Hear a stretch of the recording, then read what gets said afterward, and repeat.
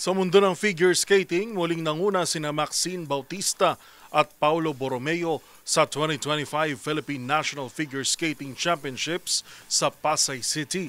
Nakuha ni Bautista ang kampyonato sa senior women's category habang wagi rin si Borromeo sa senior men's division.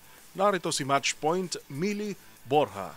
Muling ipinamalas ng figure skater na sina Maxine Bautista at Paulo Borromeo ang kanilang husay sa Philippine National Figure Skating Championships 2025 na ginanap sa Mall of Asia Arena sa Pasay City. Tinanghal na kampiyon si Bautista sa senior women's category matapos makakuha ng score na 139.21 na nagbigay sa kanya ng ikalawang sunod na gintong medalya sa palaro. Ayon sa 20-year-old skater, mas kumpiyansa siya ngayon kumpara sa nakaraang mga kompetisyon matapos maging mas consistent ang kanyang mga element. Samantala sa senior men's division naman, matagumpay na naipagtanggol ni Paulo Borromeo ang kanyang titulo matapos makuha ang score na 142.9 points para sa national at invitational categories. Balak nitong magpahinga at magbonding muna sa kanyang pamilya sa Cebu bago muling magbalik sa ensayo para sa SEA Games.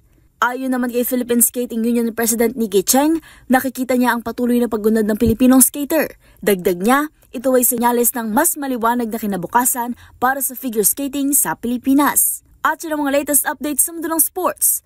Para sa MBC TV Network News, ito si Mili Borja ng DZRH TV, una sa Pilipinas, una sa Pilipino.